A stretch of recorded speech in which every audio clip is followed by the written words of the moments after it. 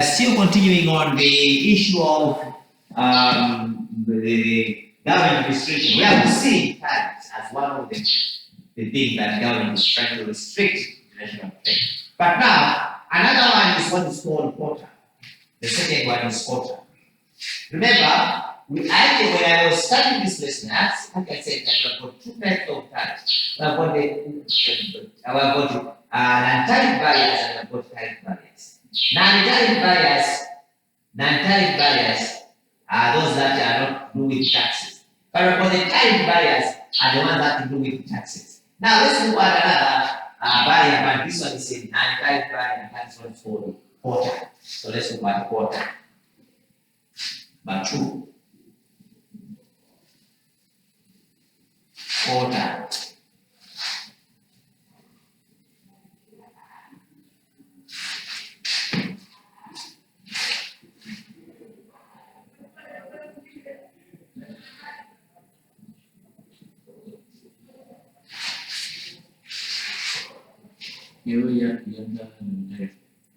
Tariff was number 1. Quota. Government is restricting. Hey, this is not tariff barrier. It's not tariff barrier. Because the tariff barrier is here, but this is not tariff barrier. Now we're looking at the quota. Quota. When you look at quota, you can define this quota. We have held. Sometimes it's more or less like you are restricted not to deliver more than a certain required. Like in tobacco, sometimes they say we shouldn't exceed this. That's what it's called. Don't exceed this. That's what it's called. So you can define it as sometimes it's more or less like it's a restriction on the amount measured in units or weight. Restriction on the amount of products measured on unit or weight. As goods are coming into the country or they are going out of the country during a certain period of time. So it has to do with restriction on amount measured in unit or weight of goods that are entering or leaving, import or exporting goods. A good example is tobacco. Tobacco, you follow quota. When you are producing tobacco, don't produce more than this. They have got quota. All farmers, every farmer has got its own. It's a limit. So government is trying to restrict trade through quota. Sometimes government will say, we will not allow you, we don't want you to buy 5 cars a year. We want you to buy this, each one to buy less than 3 cars. Not limit. When you want to import, if you want to buy cars from Japan, shouldn't exceed 5 for a year, within a year. So that is what government will try to restrict that. We don't want you to exceed this. We don't want you to exceed this. Sometimes, say, even quota, say, like maize, you want to buy maize, they say, want each one of us to buy not more than 2 bags. You are buying a bag of fertilizer. You don't want you to buy more than 5 bags. 2 bags is fine. So that is what's called quota. You are restricted based on the unit or the weight. Shouldn't bring government say, we don't want you to bring in 5 fridges. Just 2, that's fine. If you violate that, in other words, if you exceed the capacity, then you can be fined. It's more or less like capacity. You are restricted, but you shouldn't go beyond that. The way they do it on you are traveling to Blantyre, and the fact that you are traveling to Blantyre, say this center is for only 10 people. If you exceed that, you have violated the quota. Because the quota is talking about now weight based on the weight of the unit, that this shouldn't go beyond that. Especially when we talk about this weight for the quota, the wave bridge, where there is a wave bridge there, they use this quota system. Because they say, we don't want your car to exceed this. They look at the weight of the car and the weight of products that have been carried. That's what's called quota. So therefore, this quota, again, they are looking at it, especially it's being looked upon on the import quota. Import quota, things that have to be imported. So we have got, in this quota, when you talk about this quota, we can talk of what is called the import quota. We have got the import quota, we have got what's called the export what? Export quota. Import quota, you are not allowed to import more than necessary, more than what government has required. That's the import quota. You shouldn't purchase, you shouldn't order things more than the government has got its limitation.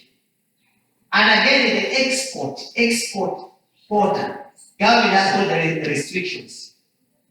Don't export more than this. This is just the limit. When you export, this is the limit. That's the export. You export based on what government has put as a benchmark. This is the benchmark. Don't go beyond. When you go beyond, you pay the cost. Don't.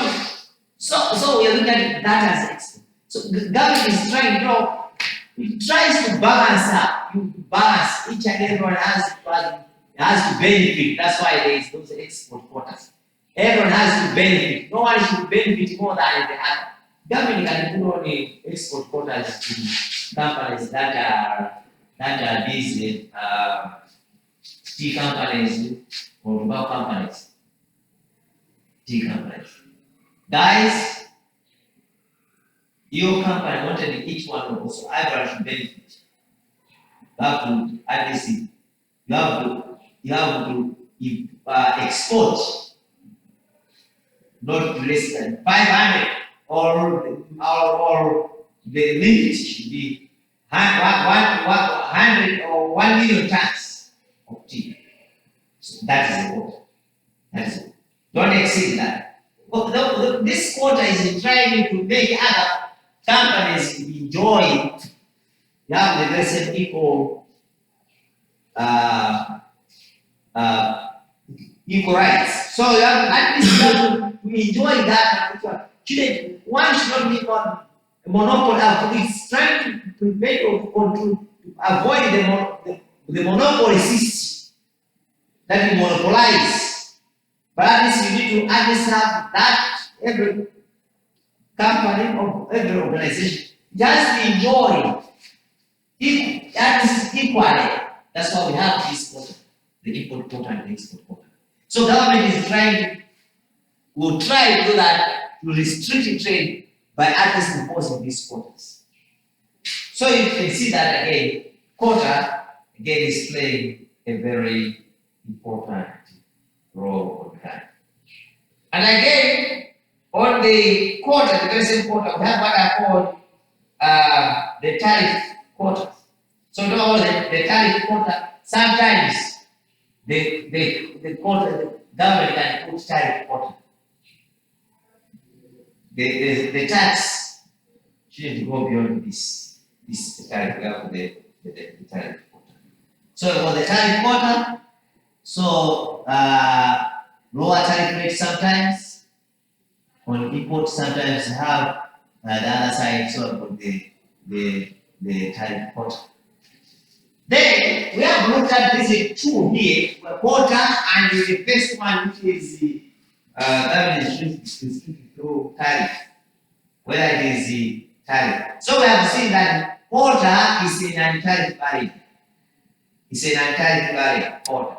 Then it's where now it is now taken as a third, the third system and the third barrier in trade restriction, apart from tariff and quota.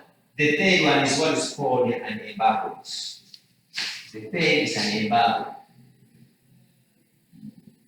Embargo.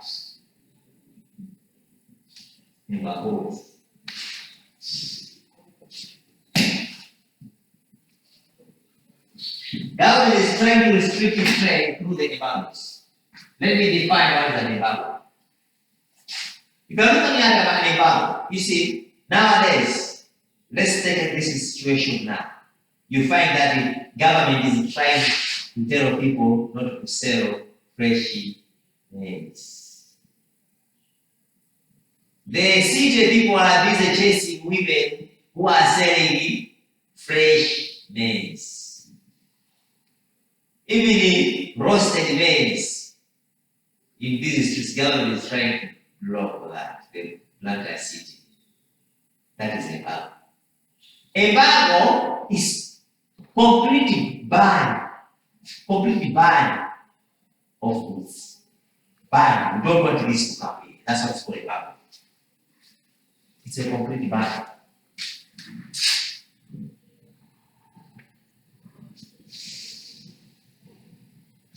We don't want this to come here.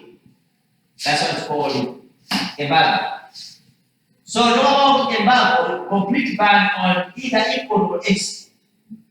As the products are coming in or they're going out of the country, it's part of restriction. Government will say, no. There are other sanctions, United Nations. Sometimes they say, we don't want this government to go into this country. Those are that. Good example, rifles. Sometimes these rifles are not allowed to be imported to other countries, like Malawi. Because if we are allowed to be coming here in Malawi, it's a problem. So that will block. If there are companies out there that manufacture these rifles, but Malawi government will say, we don't want that. It's an embargo. Complete ban. Because the moment it goes in, if it comes into the country like Malawi, you will discover that people will be misusing that. So in international trade, we're looking at the government is trying to restrict trade through what is called the embargo. Completely banned. Nowadays, maize, the city council, Alessa Bulisetima, that's what it's called. Because it's completely banned. Some are banned, right?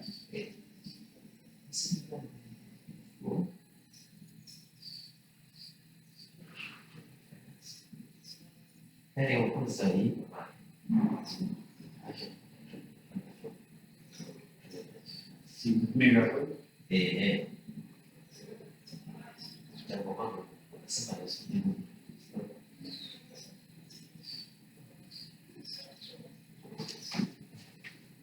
way they do it is what's called about completely banned. We don't want this to happen. We don't want this to happen. That's what's called an embargo.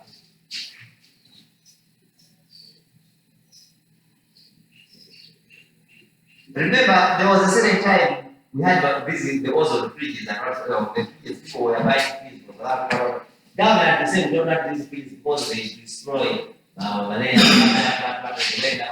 ozone layer. Yes, that's what's called. Government said we don't want these fridges to come from deep freezers to come because there are so many gas. That when it comes to our country, it's going to block our ozone layer. Ozone layer is going to be affected. The weather is going to be affected. So we don't want this. That is what is called an embargo. Because embargo, it is a completely ban on import or export goods as they are living or they are coming into the country. We don't want this. Or sometimes government will say, we don't want this maize. For example, maize. Government will say, we don't want someone to export maize because our country is starving, it's starving. Assuming there is a truck that has carried 1 million bags of of maize and it's going to Zambia, what will happen to that? It's your tribe. It's your own maize. You grow that maize yourself. You apply your own fertilizer. But you are taking that maize to Zambia. What will happen to that tribe? You think government will allow that? Government will allow that. Maybe if it is your own maize, government will say, you are taking this maize to where? Why can't you sell it in your own country? That's what's going to happen. Because that's a completely bad. So government will try to do that towards forward that. Then we have another one. Is the other one that I wanted to share with you is what is called administrative delay. Administrative delay as number 4.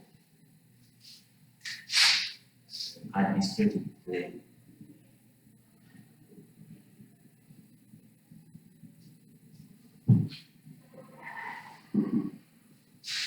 Government is, again, will try as much as possible to at least restrict trade through what is called administrative delays. You have once, you know, they have placed yourself, you once applied for work.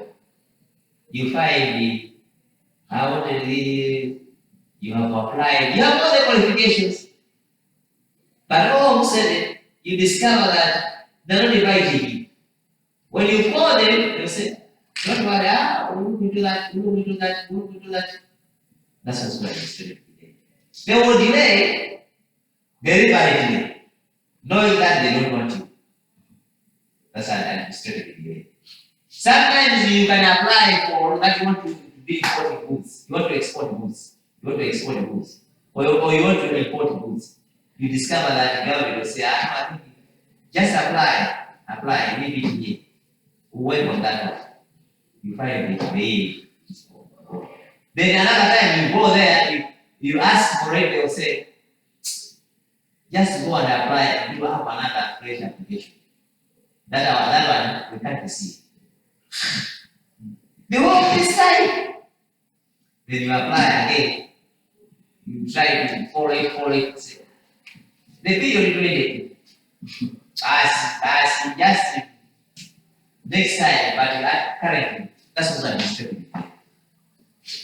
Or you have applied for work, you find them tell you, just go wait, not knowing that they are taking their relatives. It's already working. That's what it means, administrative delay.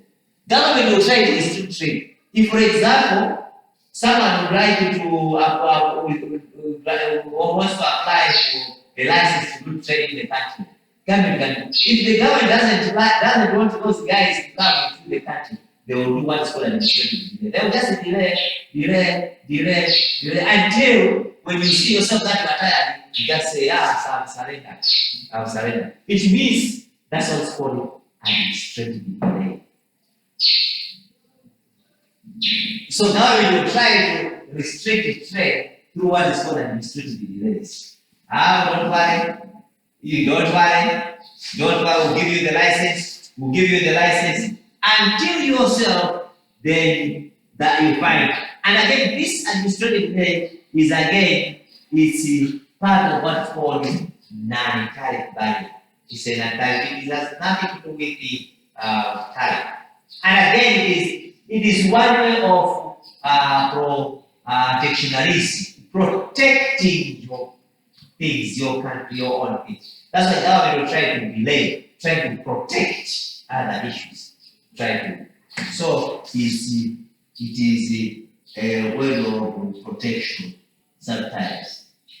Protection. And again, administrative delay, it is more or less like it doesn't want it.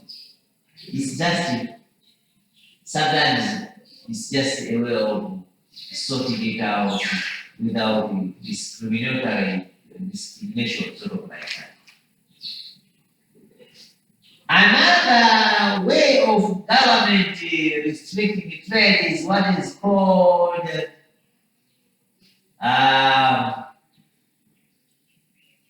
by what is called the currency control. Currency control.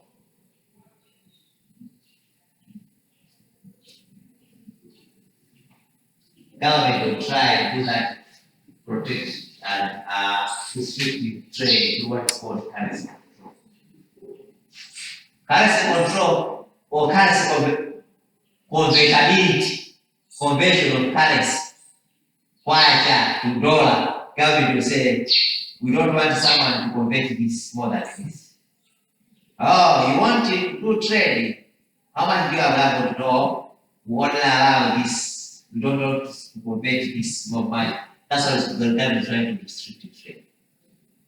That's why we talk about this government, we talk about this currency control measures. That's why there are other people who are so clever, think that they are clever. They will use what is called, they will try to digress with the currencies with their country. We call that one. They will try to take currency, they will take currency, especially these Chinese people. They like converting the currencies yao, they makarugiza kwao, kukompera. What do you call that? How available? How about the currency that we see that they change the currency and they send it to their country? Okay, they call it what? By money laundering. Yes. So money laundering. What is that going? Money laundering. The moment it is money laundering, it is coming under current. Government try to restrict that. We'll try to restrict, making sure that everyone who is found money laundering. You want to talk about money laundering? It means that they are sending that money more than necessary. They are using the currency of the country. They are taking that money to their country. They are depositing that to their country. They are making their country big rich. So that's what's called money laundering. And it's an offense. Money laundering is an offense. Under the Reserve Bank of Malawi. The moment you are found in money laundering. So government will try to restrict that through currency control. Can you go to do this one? Won't allow you to send your money to your country. Won't allow this amount and not more than that. Won't allow this amount and not more than that. That's the money to prevent money laundering. So there are other issues. Of course, we have looked at the currency control. Currency control, we look at the restriction of the convertibility of the currency into other currencies. Convertibility of currencies into other currencies. That's what's called currency control. Convertibility, prevention of the convertibility of currency from your currency to another currency. So government will try to do that. We'll try to discourage. Government will try to discourage that. Because it knows that if people are going to be buying things, converting out of whatever in dollars, means they're taking our money to another country. So government will try to do that. Of course, we want to look at another one, which is the last one. Last one, it is the local content requirements. Government will restrict trade due to what is called the local content requirements. We have seen what I have administrative delay, currency control. Now let's look at the local content requirement. That was our local content requirements. When we talk about local content requirements, we are referring to as laws that are stipulated by countries that government sometimes they have got law, they put aside laws on goods that you want to buy or you want to import or to export. That's the local content requirement.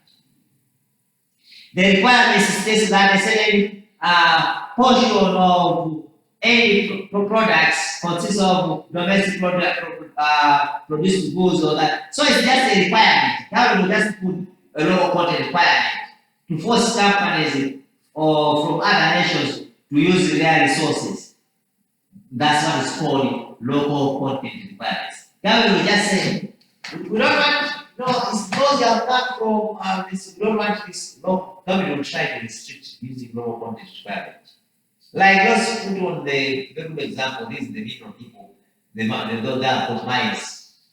Whether they repair or not. Government has got its own law. It's going to say, don't just be coming and then you take our rocks here. That's the local content. They have got their own requirements. If you want to do this, you have to do A, B, C, D.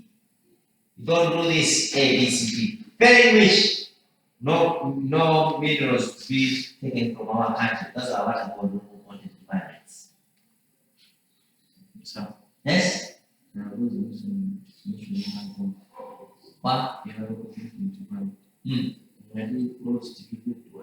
Okay, they're just laws that countries put aside, preventing those guys that like I've given you an example of those the whites can come, they want to take minerals here. So government will impose laws that don't just be coming here and then you take these rocks out there. That's what's called local content requirement. In other words, there are requirements that you are supposed to follow if you want to do A, B, C, D. So government will block. They have got their own standards. They have got their own benchmark laws. They have got their own laws. We will not allow this because each and every country has got its own law that it follows. So the local content requirement, these are just laws that exist in a particular country. Laws from Zambia and laws from Malawi, those laws that are here in Malawi and laws that are there in Zambia, they are quite different laws. So we have got this as local content requirements. Each and every country has got its own laws and its own rules, laws and regulations, policies that it has to follow. So those are local content requirements. So government will restrict based on it has got its own laws. Putting import, do that, but if you want to do export, do that, but we have got only this gap to restrict on this one. Those are what are called the local content requirements. So we are looking at these local content requirements as that those are just laws. French people, they have got their own laws. Africans, they have got their own laws. Then the Americans, they have got their own laws. So those are what are called local. So they have got their own laws that within their countries, they are local, within they take them as the local content. Like the Kairekea, you find people there, they will say, you want to come in here, take Nyala, but we are becoming poor here, we are becoming poor. Unless you promise us that you build A, B, C, D. Those are the local content requirements.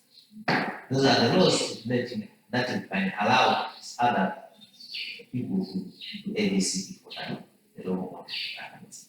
So we have seen today that indeed government is there to at least restrict the trade, has to restrict trade based on the reasons that we have discussed today. Based on all those reasons that we have discussed today, government indeed has got this mandatory of restricting trade.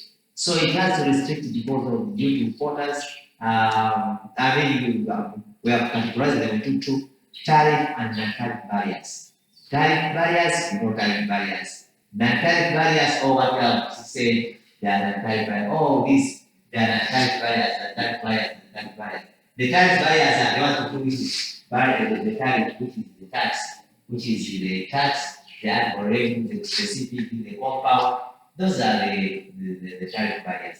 But the non-tariff barriers are not what we have discussed, that indeed government is trying to block countries from at least involving in trade.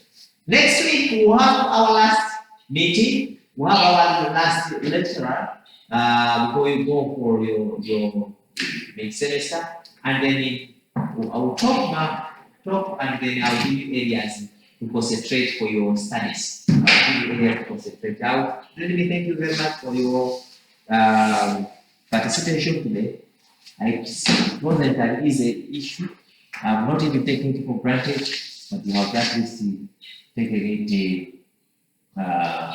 to my advantage. Thank you very much that you have, at least all of you have been here, and then I wish to at least that we meet again next week as we will be continuing with our lesson on international